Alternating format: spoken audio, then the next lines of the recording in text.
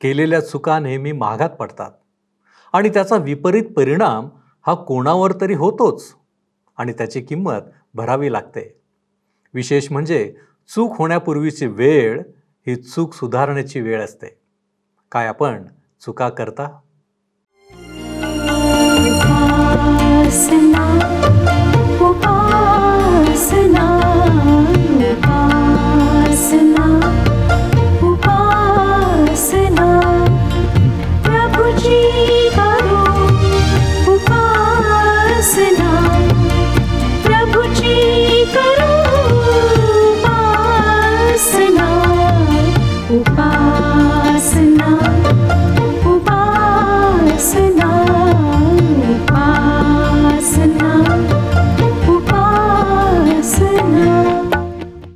तारण देणाऱ्या प्रभू येशू ख्रिस्ताच्या सामर्थ्यवान नावात आपणा सर्वांस प्रेमपूर्वक सलाम. उपासना कार्यक्रमामध्ये आपले हार्दिक स्वागत. प्रियांनो, एखादी लहानशी चूक सर्व यश धुळीस मिळवून टाकते. वास्तविक कोणतीही चूक करणे हे अपेक्षितच नाही, परंतु म्हणतात ना की वेळेचा सदुपयोग केला नाही तर मिळालेले सर्व काही आपण गमावू शकतो. आजच्या अध्ययनात शल्मोन पुत्र रहाबाम याने कशी चूक केली आणि त्याचा परिणाम कोणाकोणावर आणि कसा झाला हे आजच्या अध्ययनातून आपण पाहणार आहोत. तर मग चला प्रियांनो, आपण आपल्या अध्ययनाची सुरुवात करूया. श्रोत्यानो, आज आम्ही इतिहासाच्या दुसऱ्या पुस्तकाच्या 10व्या अध्यायाला सुरुवात करीत आहोत. 10व्या अध्यायामध्ये काही घटना आम्हाला वाचायला मिळतात. देशाच्या इतिहासाच्या ह्या विशिष्ट काळामध्ये 5 वेळा संजीवन आले. इतिहासाच्या पुस्तकात त्यांची सविस्तर माहिती आम्हाला वाचायला मिळते.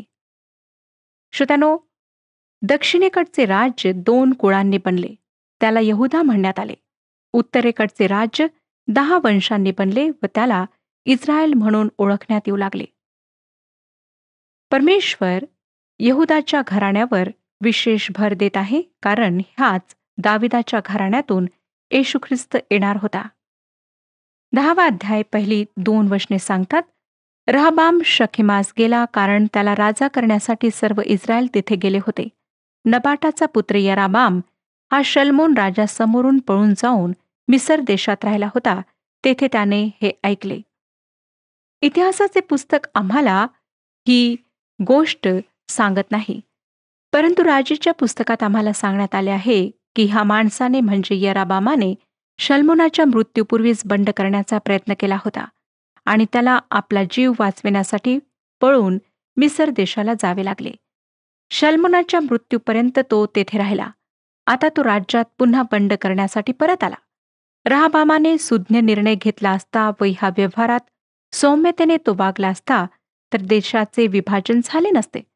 आता यराबाम परत आलेला आहे. 3ऱ्या आणि 4थ्या वचनात आम्ही वाचतो, मग लोकांनी त्याला बोलावून आणले. तेव्हा यराबाम व इस्रायलाची सर्व मंडळी रहाबामाकडे येऊन म्हणाली, आपल्या बापाने आमच्यावर जू ठेविले होते ते भारी होते, तर आता आपल्या बापाने आम्हावर लादिलेले कठीण दास्य व भारी जू हलके करा, म्हणजे आम्ही आपले ताबेदार होऊ. श्रोत्यानो, विभाजन किंवा मतभेदाचे कारण कर होते. मला वाटतं अनेक क्रांत्या व बंडखोरी यांच्या मुळाशी कर पद्धती असते व त्यामुळेच अनेक देशांचा ऱ्हास झालेला आम्हाला आढळतो. रहाबामाच्या काळातही करामुळे मोठी समस्या निर्माण झाली. शल्मोनाने इमारतीचे मोठमोठे प्रकल्प राबवले. ते प्रकल्प फार प्रभावी होते. त्याने फक्त मंदिरच बांधले नाही, तर त्याने अनेक राजवाडे व इतर इमारती बांधल्या आणि अशा इमारतींसाठी पैसे मोजावेच लागतात, म्हणून मोठ्या प्रमाणात करभार वाढविण्यात आला. हे कारण घेऊन यराबामाला निषेध करता आला. तो म्हणाला, पहा, तुझ्या वडिलांनी आमचे जू अधिक कठीण केले आहे. खरे तर आपल्या मागणीविषयी यराबाम अतिशय सौम्य होता. तो रहाबामाला म्हणाला की जर त्याने कर कमी केले तर तो त्याला सहकार्य देईल. जर रहाबामाने तसे केले असते श्रोतांनो, तर बंड झाले नसते. 5वं वचन पुढे आम्हाला सांगतं, त्याने त्यास सांगितले, आता जा आणि 3 दिवसांनी मजकडे परत या. हे ऐकून ते गेले. त्यांनी ज्या गोष्टीची मागणी केली होती ती गोष्ट रास्त होती. रहाबामाला त्यांच्या कर्जाकडे पाहण्याची संधी मिळाली होती. त्याविषयी योग्य निर्णय घेणे त्याच्या हातात होते. कर कमी करणे ही सुज्ञता होती. परंतु पुढे आम्हाला काय वाचायला मिळतं? 6 ते 8 वचने सांगतात, राहाबाम राजाने आपला बाप शल्मोन जिवंत असता जे वृद्ध मनुष्य त्याच्या पदरी होते त्यांचा सल्ला घेतला. तो म्हणाला, या लोकांना उत्तर देण्याच्या बाबतीत तुम्ही मला काय मसलत देता? ते त्यास म्हणाले, आपण या लोकांवर मेहर नजर करून या संतुष्ट राखाल आणि मधुर शब्दांनी उत्तर द्याल तर हे आपले सर्व काळ सेवक होऊन राहतील. या वृद्ध पुरुषांनी दिलेला सल्ला रहबामाने टाकून त्याच्याबरोबर लहानाचे मोठे झालेले तरुण पुरुष त्याच्या पदरी होते त्यांचा सल्ला घेतला. श्रोत्यानो, रहबामाने निश्चित रीतीने परिस्थितीचा चुकीचा अंदाज बांधला. त्याने वृद्ध लोकांचा, जे शल्मोनाचे सल्लागार होते, त्यांचा सल्ला ऐकायला हवा होता. त्यांना परिस्थिती माहीत होती, परंतु दुर्दैवाने तो सल्ल्यासाठी तरुण लोकांकडे वळला. 10 आणि 11 वचने सांगतात, त्याच्याबरोबर लहानाचे मोठे झालेल्या त्या तरुण पुरुषांनी त्यास उत्तर दिले, हे लोक आपल्याला म्हणतात की आपल्या बापाने आम्हावर जू लादिले, तर आता आपण ते हलके करा. तर त्यास असे सांगा की माझी करांगुली माझ्या बापाच्या कमरेपेक्षा मोठी आहे. माझ्या बापाने तुमच्यावर भारी जू लादिले, ते मी आणखी भारी करणार. माझा बाप तुम्हास असुडांनी ताडण करीत असे, तर मी तुम्हास विंचवांनी ताडण करेन. श्रोत्यानो, ह्या तरुण मंडळीने रहबामाला सुज्ञ सल्ला दिला नाही. त्यांनी म्हटले की कर कमी करू नको, तो अधिक वाढव. आणि रहबामाने सर्वात अधिक मूर्खपणाची गोष्ट केली. वृद्ध माणसांनी, सल्लागारांनी कबूल केले की रहबामाने लोकांवर फारच कर लादले आहेत. त्यांनी बांधकाम प्रकल्प थांबवण्याची वेळ आली आहे असा सल्ला दिला. श्रोत्यानो, परंतु रहबामाने त्यांचा सल्ला ऐकला नाही. पुढे 12 ते 14 वचने, तिसऱ्या दिवशी मजकडे यावे असे राजाने त्यास सांगितले होते. त्याप्रमाणे तिसऱ्या दिवशी यराबाम व सगळे लोक रहबामाकडे आले. तेव्हा रहबाम राजाने त्यास कठोरपणाने जबाब दिला आणि वृद्ध पुरुषांचा सल्ला टाकून त्या तरुण पुरुषांच्या सल्ल्याप्रमाणे तो त्यास म्हणाला, माझ्या बापाने तुमच्यावर भारी जू लादिले होते, पण मी ते अधिक भारी करणार. माझा बाप तुम्हास असुडांनी ताडण करीत असे, मी तुम्हाला विंचवांनी ताडण करीन. श्रोत्यानो, त्याच्या तरुण सल्लागारांचे निर्दयी व कठोर असे कराविषयीचे विधान रहबाम तसेच्या तसे लोकांपर्यंत पोहोचवतो. रहबामाजवळ अजिबातच राजकारणाचे कौशल्य नव्हते. तो निर्दयी, गर्विष्ठ व पुढच्या गोष्टींचा सारासार विचार न करणारा असा व्यक्ती होता. 15 वचन वाचूया. या प्रकारे राजाने लोकांचे ऐकले नाही. याचे कारण हेच की जे वचन परमेश्वराने शिलोकर अहिया याच्याद्वारे नबाटाचा पुत्र यराबाम यास दिले होते ते पूर्ण व्हावे अशी देवाची योजना होती. या ठिकाणची भविष्यवाणी राजाचे पहिले पुस्तक 11 अध्याय 3 पासून 39 या वचनात आढळते. जर आपणाजवळ जुना करार आहे तर आपण अवश्य ही वचने वाचा. राजाचे पहिले पुस्तक 11 अध्याय 3 पासून 39 वचने. नंतर इतिहासाचे दुसरे पुस्तक 10 अध्याय 16व्या वचनात इस्रायल म्हणजे 10 वंश व यहुदा म्हणजे बन्यामीन व यहुदा ह्यांचे 2 वंश. तथापि कधीकधी इस्रायल ह्या नावाचा उपयोग दक्षिणेकडच्या राज्याला उद्देशनासाठी परमेश्वराने वापरला आहे. 16वं वचन आम्हाला सांगतं, राजा ऐकत नाही हे पाहून सगळ्या इस्रायल लोकांनी त्याला म्हटले, दाविदाचे आम्ही काय लागतो? इशायाचा पुत्र आमचा वतनभाग नाही. हे इस्रायला, आपल्या डेऱ्याकडे चालता हो. दाविदा, आता तू आपले घर सांभाळ. मग सर्व इस्रायल लोक आपापल्या डेऱ्यात चालते झाले. श्रोत्यानो, परमेश्वराच्या दृष्टिकोनातून दोन्ही राज्ये एक संपूर्ण राष्ट्र होते. पुढे 17 आणि 18 वचने पहा. जे इस्रायल लोक यहुदाच्या नगरात वस्ती करून राहिले होते त्याचवर मात्र रहबामाने राज्य केले. रहबाम राजाने वेठीस लाविलेल्या लोकांची देखरेख करणारा हदोराम यास पाठविले. त्यास इस्रायल लोकांनी दगडमार करून ठार केले. इकडे रहबाम राजा त्वरेने आपल्या रथात बसून यरुशलेमेस पळून गेला. या प्रकारे इस्रायल लोकांनी दाविदाच्या घराण्याशी फितुरी केली, ती आजवर चालू आहे. रहबामाने कर अधिकाऱ्याला कर गोळा करण्यासाठी पाठवले व लोकांनी त्याला दगडांनी ठेचून मारले. लोक किती चिडले आहेत हे रहबामाला कळले नाही. अशा प्रकारे इस्रायलाने दाविदाच्या घराण्याविरुद्ध बंड केले.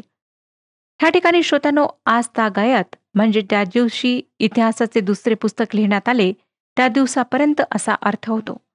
शल्मोन व त्याचे वैभव ह्या सर्व आनंददायक गोष्टी असल्या तरी शल्मोनाच्या भयंकर चुकांचे दुष्परिणाम इस्रायलाला नंतर भोगावे लागले. आता त्याच्या मुलाच्या मूर्खपणामुळे देशात बंडाळी माजली. राबाम जेव्हा यरुशलेमला गेला तेव्हा राज्य खरोखर विभागले गेल्याचे त्याला दिसले आणि त्याने आणखीन एक मूर्खपणाची गोष्ट केली. 11वा अध्याय 1 वचन सांगतं, यरुशलेमेस आल्यावर राहाबामाने यहुदाचा व बन्यामिनाचा वंश यातून एकंदर 1,80,000 निवडक योद्धे जमा केले. इस्रायलांशी लढाई करून राहाबामाच्या हाती राज्य परत यावे असा ह्यात हेतू होता. राहाबामाने त्याच्या मूर्खपणामुळे देशाचा एक भाग गमावला. आता यादवी युद्ध करून तो दुसरे मूर्ख कृत्य करीत होता. इस्रायलात यादवी युद्ध घडविण्याचा त्याचा हा प्रयत्न होता. 2 ते 4 वचने पहा.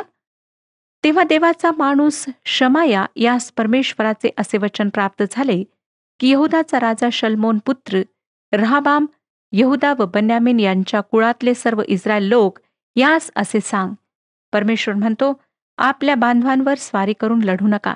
तुम्ही सर्व आपापल्या घरी परत जा, कारण ही माझी करणी आहे. त्यांनी परमेश्वराचे हे वचन ऐकले व तदनुसार यराबामावर जावयाचे सोडून ते सर्व परत गेले. श्रोत्यानो, या यादवी युद्धामध्ये परमेश्वराने हस्तक्षेप केलेला आम्हाला आढळतो. 11 आणि 12 वचने. त्याने आणखी दुर्गाची तटबंदी केली व त्यावर नायक नेमिले आणि त्यात अन्नसामग्री, तेल व द्राक्षारस यांचा साठा केला. मग प्रत्येक नगरात त्याने ढाली व भाले यांचा पुरवठा करून त्यास अधिक मजबूती आणली. यहुदा व बन्यामीन हे तर त्याचेच होते. आता राहाबामाने उत्तरेकडच्या राज्यापासून स्वतःचे संरक्षण करण्यासाठी किल्ले बळकट करण्याकडे लक्ष लावले. उत्तरेकडचा देशाचा विभाग दावीद व शल्मोन ह्यांच्या राज्याचा भाग होता, परंतु आता तो त्याला गमवावा लागला आणि त्याच्या वृद्धांचा सल्ला मानण्याच्या ऐवजी तरुणांचा सल्ला मानण्याच्या मूर्खपणामुळे तो विभाग आता त्याचा शत्रू बनला.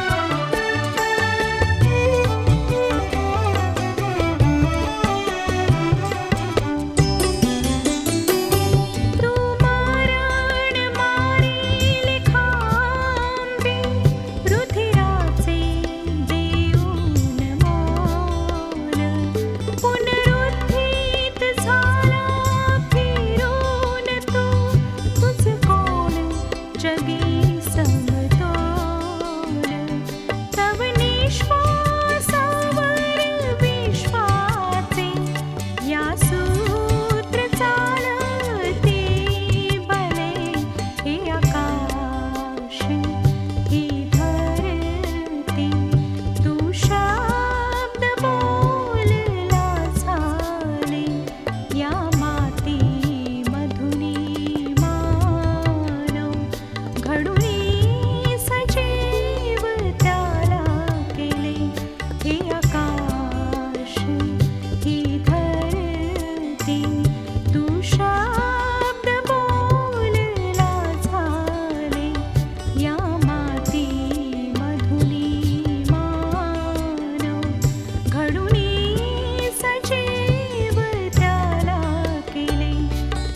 शब्द बोलला झाले.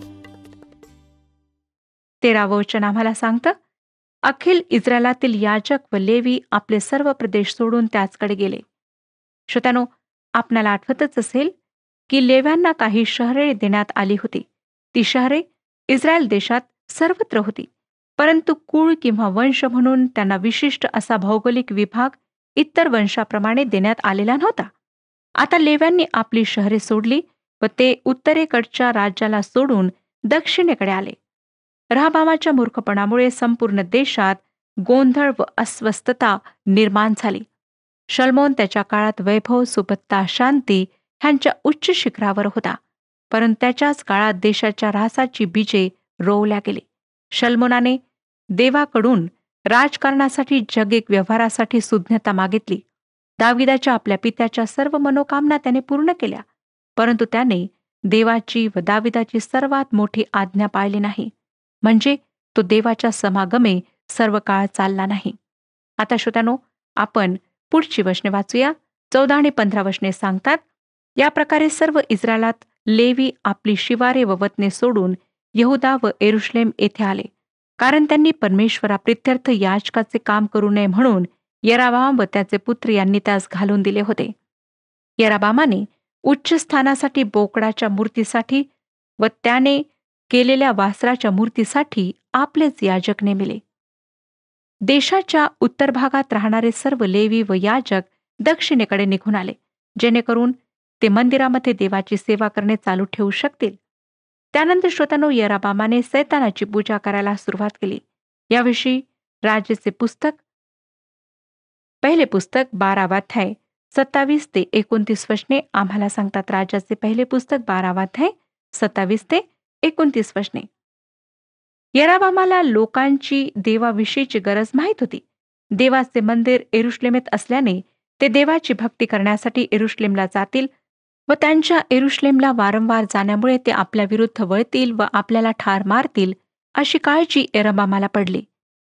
श्रोत्यानो, आपण लोकांना देवाची उपासना करण्यापासून थांबवू शकत नाही हे यराबामाला ठाऊक होते व त्याच वेळेस त्यांचे येरुशलेमेत जाणे त्याच्याकरिता घातक आहे हेही त्याला समजले होते. म्हणून स्वतःचा जीव वाचवण्यासाठी त्याने एक युक्ती केली, ती म्हणजे त्याने सोन्याची 2 वासरे तयार केली व त्यांना देव म्हणून लोकांच्या समोर सादर केले. दूरच्या येरुशलेमला जाऊन इस्रायलाच्या देवाची भक्ती करण्याऐवजी लोक या वासराची पूजा करू लागले. या ठिकाणी श्रोतांनो, एक गोष्ट आम्हाला स्पष्टपणे दिसते, ती ही की यराबामाचा स्वार्थ व लोकांनी स्वतःची पाहिलेली सोय आम्हाला खऱ्या व जिवंत देवापासून दूर नेण्यासाठी आमच्यातली पापी वृत्तीच कारणीभूत असते. यराबामाने स्वार्थखातर लोकांना खऱ्या देवापासून भकवले. हे खरे असले तरी लोकांनाही येरुशलेमला जाण्याचा त्रास वाचला, म्हणून त्यांनी त्या वासराची पूजा करायला सुरुवात केली. म्हणजे त्यांनीही स्वतःची सोय पाहिली. स्वतःच्या सोयीसाठी व स्वार्थासाठी देव या शब्दाचा उपयोग करणारे अनेक लोक आम्हाला आमच्या समाजात आढळतात. एखाद्या उपासनेच्या ठिकाणी देवाचा सेवक जर वचनातून देवाचा संदेश सांगत असेल तर लोक त्या ठिकाणी जाणार नाहीत. ते आपल्या जुन्या पवित्र समक्षता नसलेल्या मंडळीला चिकटून राहतात. या गोष्टीसाठी ते अनेक कारणे देतील. त्यातील एक असे की आमच्या तरुण मुलामुलींची लग्ने व्हायची आहेत, आम्ही ही मंडळी सोडली तर मुलांची लग्ने होणे कठीण होईल, किंवा या मंडळीत देवाचे वचन नसले तरी हरकत नाही. या मंदिरात दर रविवारी समाजातले प्रतिष्ठित लोक येतात, त्यांच्यात मिसळायला आम्हाला फार आवडतं, अशी अनेक कारणे लोक देवाची आत्म्याने व खरेपणाने उपासना न करण्यासाठी देतात. त्यांना देवाची गरज आहे, पण देवाची उपासना ते स्वतःच्या सोयीनुसार करतात. त्यांचे खऱ्या देवापासून लक्ष घालविण्यासाठी यराबामासारखे स्वार्थी लोक समाजात आहेत. ते मूर्तीपूजा सुरू करतात, सैतानाची पूजा सुरू करतात व लोक आंधळेपणाने स्वतःच्या सोयीसाठी त्या पूजेमध्ये सामील होतात.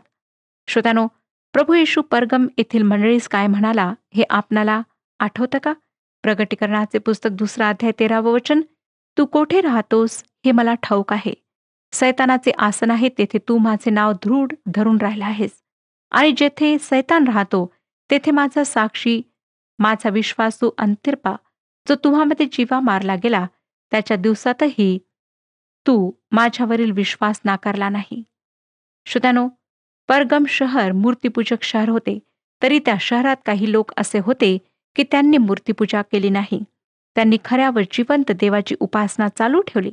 या संदर्भात प्रभू येशूने मत्ते कृष्णवर्तमान 7 अध्याय 14 वचनात म्हटले, जीवनाकडे जाण्याचा दरवाजा अरुंद व मार्ग संकोचित आहे आणि ज्यांना तो सापडतो ते थोडके आहेत.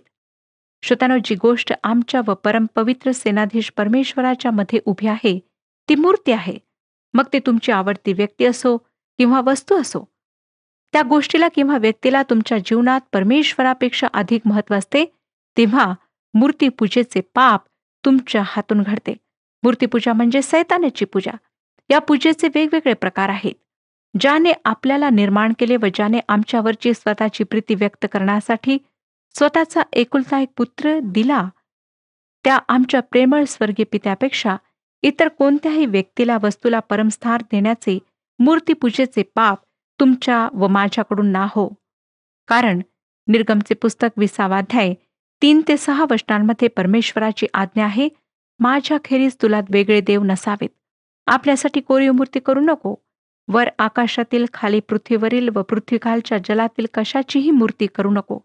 त्यांच्या पाया पडू नको किंवा त्यांची सेवा करू नको. कारण मी तुझा देव परमेश्वर ईर्ष्यावान देव आहे, जे माझा द्वेष करीतात त्यांच्या मुलांना 3ऱ्या-4थ्या पिढीपर्यंत वडिलांच्या अन्यायाबद्दल शासन करतो. नंतर श्रोत्यानो, 11 अध्याय 16 आणि 17 वचने सांगतात. 16 आणि 17 वचन, इस्रायलाच्या सर्व वंशातले जे लोक इस्रायलाचा देव परमेश्वर याच्या भजनी मनोभावे लागले होते, ते सर्व आपल्या वडिलांचा देव परमेश्वर याच्या समोर बली अर्पण करण्याकरिता लेव्यांच्या मागून यरुश्लेमेस आले. या प्रकारे त्यांनी यहुदाचे राज्य स्थिर करून शल्मोनाचा पुत्र रहबाम यास 3 वर्षे बळकट केले. ते 3 वर्षेपर्यंत दावीद व शल्मोन याच्या मार्गाने चालले. ज्यांनी यरबामाचा स्वार्थ व त्याचे देवाच्या आज्ञेचे उल्लंघन पाहिले ते जागरूक झाले. त्यांनी आंधळेपणाने त्या मूर्तीची पूजा केली नाही. त्यांनी खऱ्या व जिवंत देवाची उपासना करण्यासाठी मूर्तीपूजेपासून स्वतःला वाचविण्यासाठी देशांतर केले. त्यांनी बदलत्या परिस्थितीशी स्वतःच्या स्वार्थासाठी तडजोड केली नाही. त्यांनी खऱ्या व जिवंत देवाला स्वतःच्या सोयीसाठी सोडले नाही. ते देवाशी निष्ठावान राहिले आणि ते त्याची उपासना करण्यासाठी यरुश्लेमला निघून आले. पुढे 21 ते 23 वचने सांगतात, रहबाम आपल्या सर्व पत्नी व उपपत्नी याहून अबशालोमाची कन्या माका हिजवर अधिक प्रीती करीत असे. त्याने 18 पत्नी व 7 उपपत्नी केल्या व त्यास 28 पुत्र व 60 कन्या झाल्या. रहबामाने माकाचा पुत्र अबिया यास त्याच्या सर्व बंधूंमध्ये मुख्य व सरदार नेमिले. त्यास राजा करावे असा त्याचा मानस होता. तो मोठ्या चतुराईने वर्तला. त्याने आपल्या सर्व पुत्रास येहुदा व बन्यामीन यांच्या सर्व प्रदेशातील प्रत्येक तटबंदी नगरात निरनिराळे ठेविले व त्यास खाण्यापिण्याची विपुल सामुग्री पुरवली व पुष्कळ बायका करून दिल्या. श्रोत्यानो, या ठिकाणी पवित्र शास्त्रामध्ये अनेक बायकांचा उल्लेख करण्यात आला आहे. त्यावरून अनेकांना असं वाटतं की देवाला बहुपत्नीत्व मान्य आहे. मुळीच नाही श्रोत्यानो, देवाला बहुपत्नीत्व मान्य नाही. हे आम्हाला सांगण्यासाठी देवाने त्याची नोंद केली आहे. या माणसाने, रहबामाने आपल्या वडिलांच्या वृद्ध सल्लागारांचा सल्ला मानला नाही. त्याने तरुण लोकांच्या सल्ल्याकडे लक्ष दिले. ही मोठी चूक केली. त्याने यादवी युद्ध सुरू करण्याची चूक केली.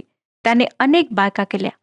या सर्वांची या ठिकाणी नोंद आहे, कारण हा इतिहास आहे व त्याने ह्या सर्व गोष्टी केल्या.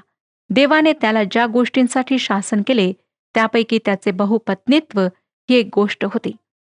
रहबाम आपल्या आयुष्याच्या उत्तरार्धात धर्मभ्रष्ट झाला. त्याच्या जीवनात एका पापामुळे दुसरे पाप जन्माला आले. आता आपण पाहतो श्रोत्यानो की त्याने लोकांना धर्मभ्रष्ट होण्यास प्रवृत्त केले. 12 अध्याय 1 वचन सांगतं, रहबामाचे राज्य स्थिर झाले व तो प्रबळ झाला, तेव्हा त्याने व त्याचबरोबर सर्व इस्रायलांनी परमेश्वराचे नियमशास्त्र सोडून दिले. आताच आपण पाहिले की यरबामाने मूर्तीपूजा सुरू केली व अनेकांनी आंधळेपणाने त्याचे अनुकरण केले. त्यानंतर रहबामाने, यहुदाच्या राजाने देवाचे नियमशास्त्र सोडून दिले व त्याच्याबरोबर अनेकांनी तसेच केले. आपण म्हणतो ना श्रोत्यानो, यथा राजा तथा प्रजा. तसाच हा प्रकार आहे. लोक आपल्या पुढाऱ्याच्या मागे आंधळेपणाने चालतात, जशा मेंढ्या एका मेंढीच्या मागे चालतात. नंतर पुढची वचने आम्हाला सांगतात, 2 आणि 3 वचन वाचूया. त्याच्या कारकिर्दीच्या 5व्या वर्षी मिसर देशाचा राजा शिशक यरुशलेमवर चाल करून आला, कारण त्याने परमेश्वराचा अपराध केला. 1200 रथ व 60,000 स्वार घेऊन त्याने यरुशलेमवर स्वारी केली. मिस्रातून त्याचबरोबर लुबी, सुक्की व कुशी हे लोक आले, ते असंख्य होते. सर्वात आधी मिसर देशाचा राजा शिशक याने इस्रायलावर स्वारी केली व त्याने मोठी लूट मिळवली. ही शिक्षा तर रहाबामाच्या पापामुळे त्याने स्वतःवर ओढून घेतली होती. श्रोत्यानो, देवाच्या कृपेचा वेळोवेळी अनुभव घेतल्यावरही जर कोणी जाणून बुजून त्याच्याविरुद्ध पाप करेल, तर परमेश्वर न्यायी देव आहे. तो शिक्षा केल्या वाचून राहत नाही. देवाच्या नियमशास्त्राचा अव्हेर करण्याच्या पातकाची शिक्षा म्हणजे देवाचे संरक्षणाचे कवच आमच्यापासून दूर होणे आहे. तर श्रोत्यानो, आज आपण देवाच्या वचनाच्या विरुद्ध वागत आहात, तर सतर्क व्हा. परमेश्वर आपणा सर्वांचे ह्या विषयात मार्गदर्शन करो आणि आपणाला आशीर्वाद देव.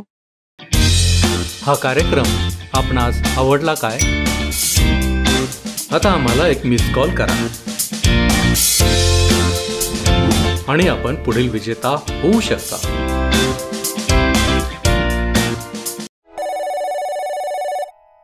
प्रियानो, आपण पाहिले की शल्मोन पुत्र रहाबाम याने अनुभव नसलेल्यांकडून सल्ला घेतला आणि तो अंमलातही आणला. ही त्याची भयंकर अशी चूक होती. काय आज आम्ही कोणाकडून सल्ला घेतो? सल्ला देणाऱ्याची पार्श्वभूमी आपण पडताळून पाहतो काय? किंवा त्या सल्ल्यामुळे आम्हाला किंवा इतरांना त्याचा काय परिणाम होणार आहे याची खात्री आम्ही करतो काय? प्रियांनो, जी काही जबाबदारी आमच्यावर आहे ती अत्यंत प्रामाणिकपणे आम्हाला पार पाडायची आहे. लक्षात घ्या की एक लहान चूकही सर्व यश धुळीस मिळवित आहे. माझी खात्री आहे आपण नक्कीच यावर विचार कराल. आपण प्रार्थना करू. प्रभूजी, आम्ही तुझी लेकरं तुझ्या चरणांपाशी आलेलो आहोत. आम्हाला ठाऊक आहे तू आमच्यावरती प्रीती करणारा देव आहेस आणि म्हणूनच प्रभूजी, तुझ्यापासून आम्हाला दूर जाऊ देऊ नकोस. आमच्या दैनंदिन जीवनामध्ये आमच्या हातून अनेक चुका होतात आणि त्याचा परिणाम आम्हाला भोगावा लागतो. परंतु बापा, आम्ही तुझे लेकरं या नात्याने चुका करू नयेत. वेळीच आम्ही त्याच्यावरती विचार करावा. तुझ्याद्वारे आम्ही मार्गदर्शन घ्यावं. जे ज्ञान, जी बुद्धी तू आम्हाला दिलेली आहेस त्याचा योग्य उपयोग आम्ही करावा. आणि प्रभूजी, आमच्या जीवनामध्ये योग्य गोष्टी करण्यासाठी सदैव तत्पर असावं. होय बापा, यासाठी आम्ही स्वतःला तुझ्या पवित्र हातामध्ये सोपवतो. तू आमचा ताबा घे. तू आम्हाला आशीर्वादित कर. तारणारा प्रभू येशू ख्रिस्त महान याच्या गोड आणि गौरवी नावात ही प्रार्थना करतो, म्हणून तू ऐक. आमेन. आपला प्रभू व तारणारा येशू ख्रिस्त याच्या कृपेत व ज्ञानात वाढत जा. प्रभू तुम्हासह असो.